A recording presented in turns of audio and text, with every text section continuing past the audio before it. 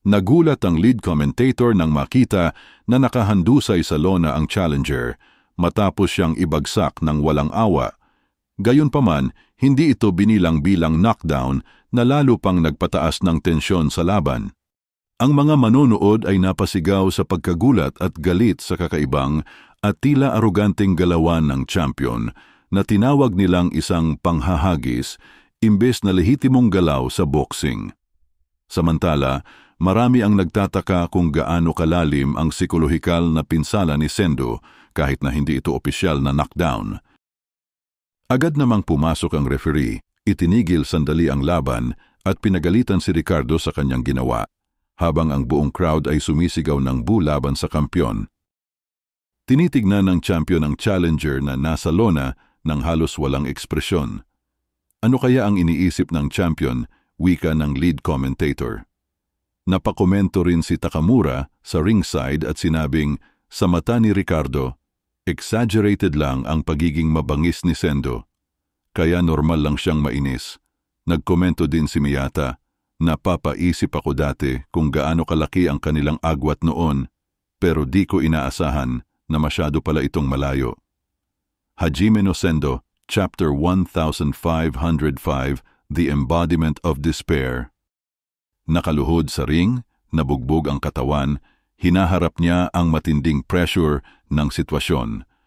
Ang kanyang panloob na monologo ay nakunan sa panel na nagpapakita ng isang bihirang sandali ng pagdududa sa sarili at pagkabigo.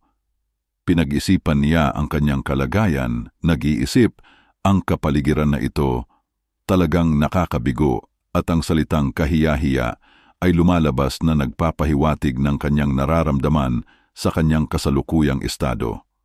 Nagtatapos ang panel sa kanyang desperadong sigaw, paano ko ba haharapin ito? Habang nagpupumilit siyang makahanap ng paraan upang malampasan ang mahirap na laban. Nagpatuloy na ulit ang laban at ang dalawang boksingero ay nasa gitna na ng ring. Ipinahayag ng kampiyon ang kanyang pagkadismaya sa performance ni Sendo na nagsasabing babalatan niya ang tigreng ito gamit lamang ang kanyang kaliwang kamay, isang patunay ng kanyang kumpiyansa at ng paghihirap ni Sendo. Hinahabol siya ni Ricardo habang nagbabato ng mga kaliwa, ngunit maingat na umiikot si Sendo habang nakataas ang kanyang guard. Nakalusot ulit ng isang body blow si Ricardo sa tagiliran ni Sendo at namilipit ito sa sakit. Huwag mong ibababa ang guard mo, sigaw ni Ipo sa may audience. Halo-halong atake ang sinasalo ni Sendo habang nakataas ang guard nito. Atake sa taas at ibaba na nagpapahirap sa kanyang sitwasyon. Umaatras na naman ang challenger, wika ng lead commentator. Walang magawa ang challenger sa mga simple pero epektibong kombinasyon ng champion. Sumisigaw na ang mga manonood at sinasabing, Sendo, parang awa mo na, kahit ano gawin mo na. Hindi na matiis ng mga manonood ang nangyayari sa laban. Body blow ulit sa tagiliran at sinabayan ng isang uppercut mula sa champion. At isa pang body blow, hindi na maipinta ang mukha ni Sendo dahil sa dami ng body blow na natanggap niya sa laban. Hindi na niya kaya kumapit siya sa kanyang kalaban, wika ng lead commentator. Naubos na ba ang lahat ng kanyang mga diskarte? Ay sumasalamin sa lubos na pagkabigla ni Sendo. Napagtanto niya na ang normal na estratehiya sa boxing ay hindi sapat upang talunin si Ricardo na itinuturing niyang isang parang hindi matibag na puwersa. Ang sandaling ito ng pagkikipit sa kanyang kalaban ay sumisimbolo ng paglihis mula sa malinis na boxing. Sinabi ni Ricardo, ito na naman? Napatanong si Ricardo sa sarili kung bakit pa siya nagabalang pumunta ng Japan kung ganito pala ang mangyayari. Pero may biglang naalala si Ricardo. Naalala niya ang tanawin sa kastilyo sa Osaka. Napakagandang tanawin iyon. Itatatak ko ang imaheng iyon sa aking isipan at babaunin pa uwi. Sa ibabang panel ay pinipilit ng ref ang break sa laban. Break, sigaw ng referee. Pero tila ba walang naririnig si Sendo sa laban at patuloy lang siyang nag-click-clinch. Hindi siya bumibitaw sabin ng ibang manunood. Malaki ba ang pinsalang natamo niya sa mga body blows na iyon? Baka natatakot na siya, wag naman sana. Habang nakaklinch si Sendo kay Ricardo, ay napaisip si Ricardo at sinabing, "Kahit ikaw pala ay ganun din." Napaisip si Ricardo, hindi na ito isang laban. Pwede bang mag-break ka na at harapin ako na may konting dignidad?